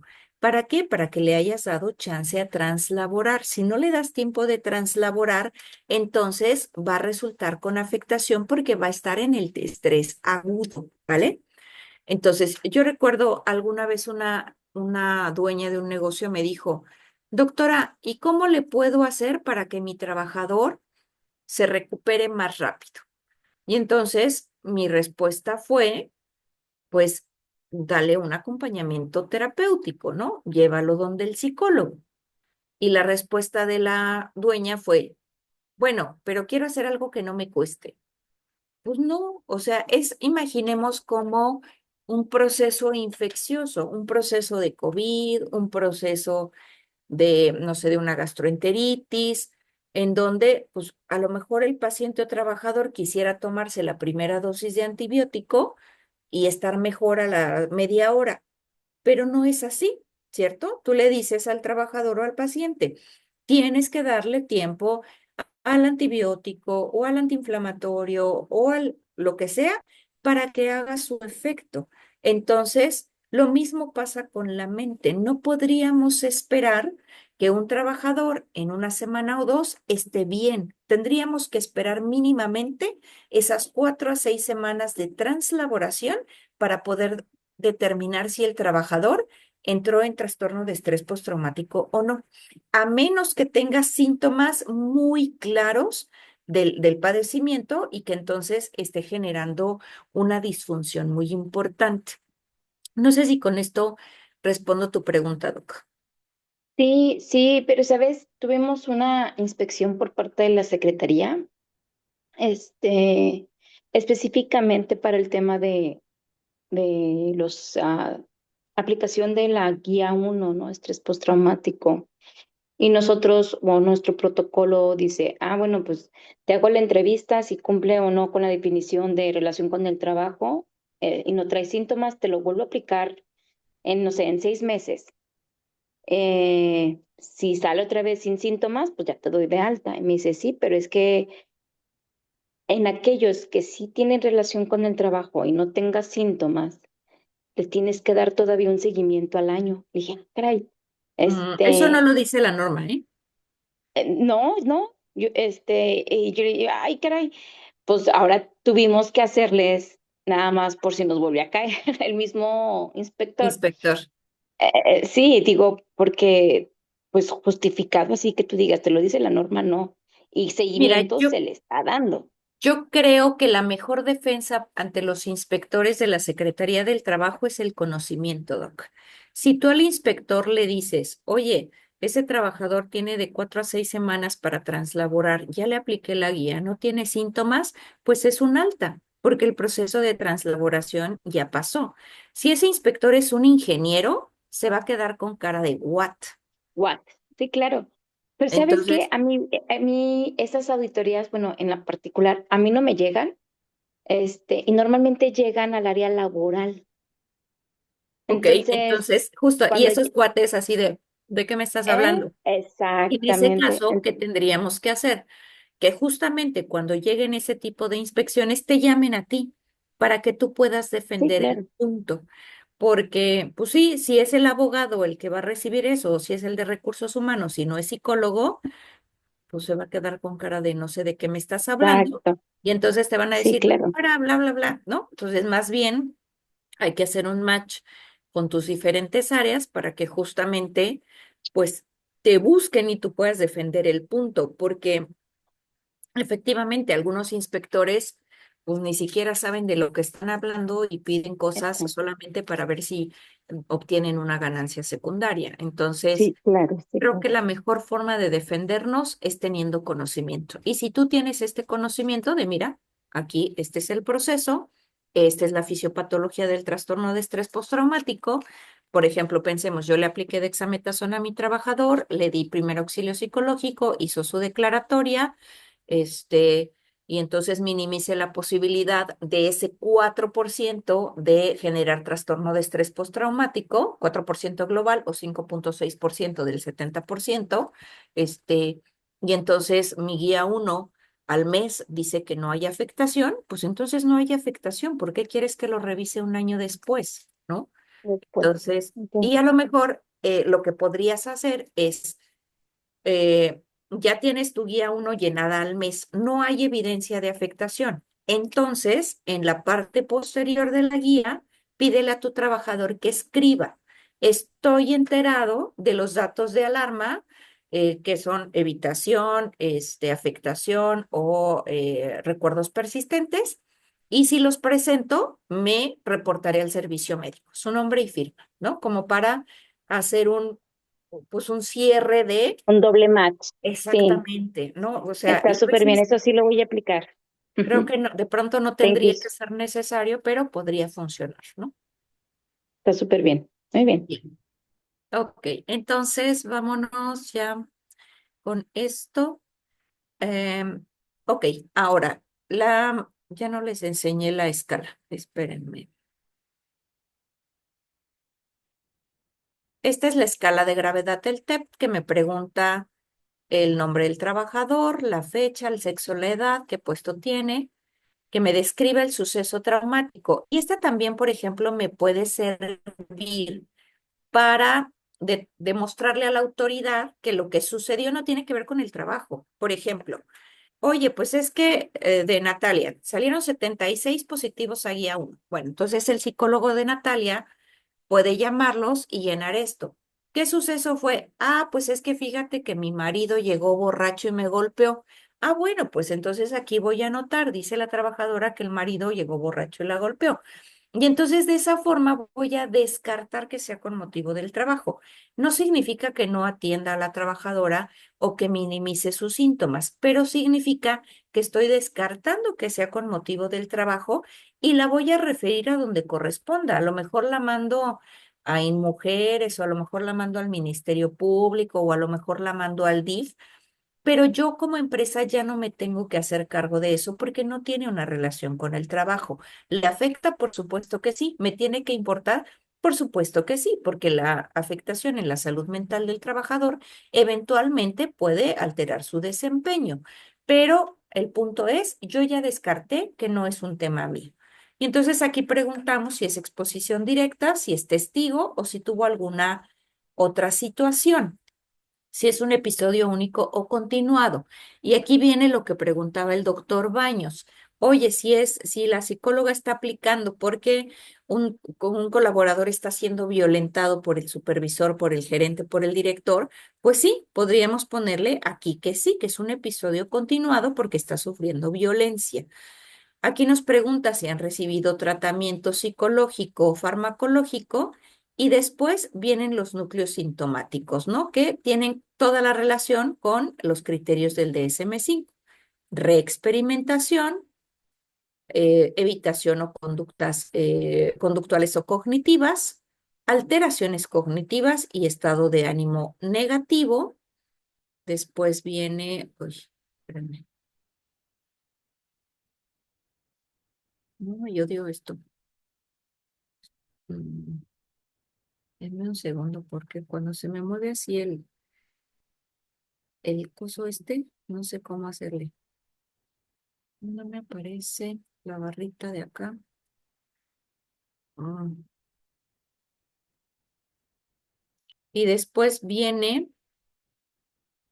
el aumento de la activación psicofisiológica, porque recordemos que, pues al estar afectadas las estructuras cerebrales, pues puede haber reacciones físicas e información complementaria como datos de disociación y afectaciones o disfuncionalidades de la vida cotidiana. Y entonces, ¿cómo se califica esta guía? Bien, esta guía nos dice que dependiendo del número de puntos que podamos obtener, por ejemplo, si yo obtengo de 0 a 9 puntos, pues no tengo síntomas de trastorno de estrés postraumático.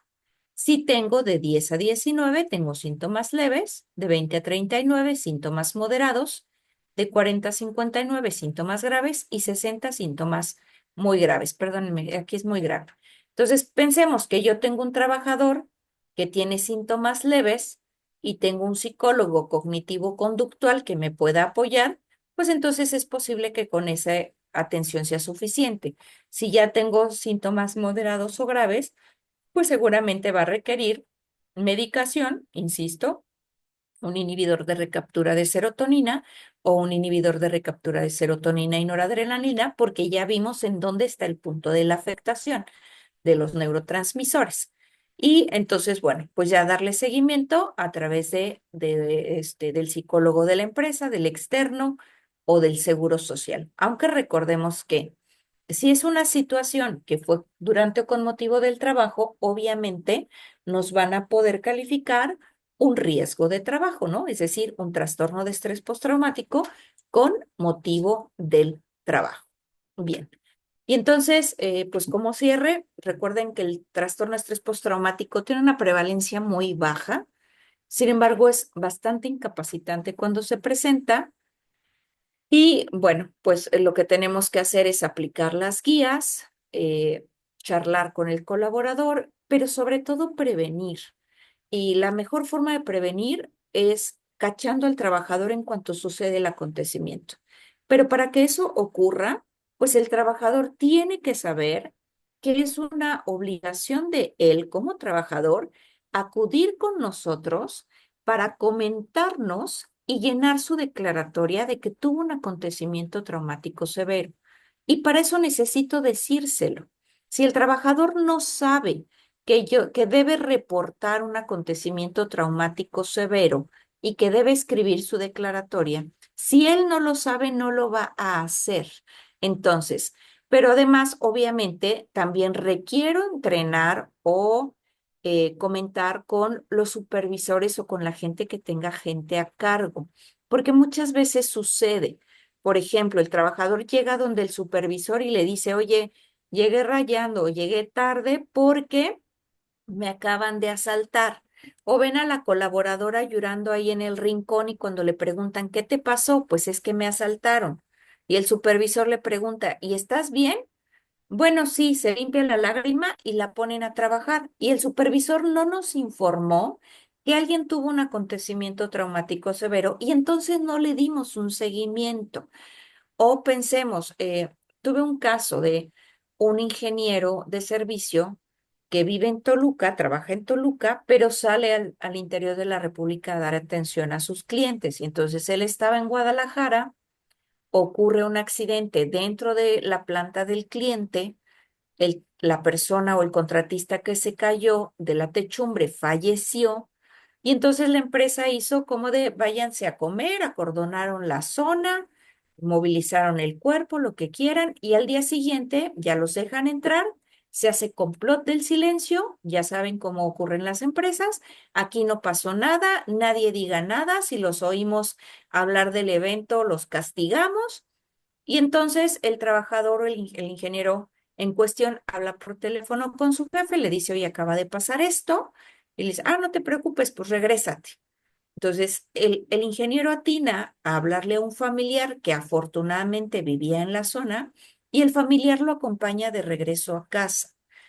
Pero, ¿qué debió ser? Pues debió ser que la empresa en ese momento le diera contención, lo hubieran mandado con el psicólogo, recursos humanos hubiera hecho el primer auxilio psicológico o alguien externo lo hubiera hecho y no dejar que el trabajador manejara 6 horas a su casa solo porque estaba ante un estresor agudo. Entonces, pues también necesitamos sensibilizar a las diferentes partes de la organización para que pues sepan que debemos detener a estos trabajadores, mandarlos a que les demos el primer auxilio psicológico, llenar la declaratoria y darle seguimiento.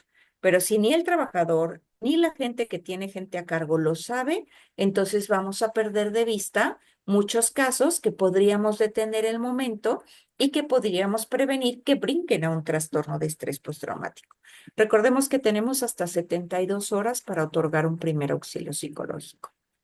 Bien, y entonces, bueno, con esto terminamos nuestra sesión y recordamos que el próximo tema, la próxima semana, bueno, aquí dice 23 de junio y es 23, pero recuerden que nos desfasamos, va a ser la próxima semana que es 30 de junio, vamos a ver trastorno depresivo.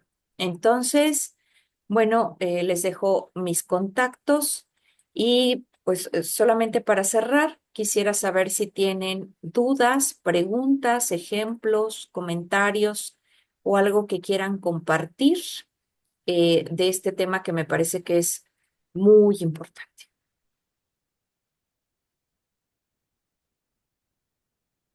Si no hay ningún tema, sí, adelante. ¿Quién? Nat. Ujú. Adelante. Yo siempre le dije a mi subdirector de aquí del hospital que nosotros los médicos deberíamos de tener contención en urgencias, porque ver morir un niño es terrible, de la edad Sí, que sea. O sea, sí, si es un bebé, si es un preescolar, si es un lactante, si es un prematuro, lo que sea. Ver morir un niño no es, digo, ver morir a alguien siempre es complicado, ¿no?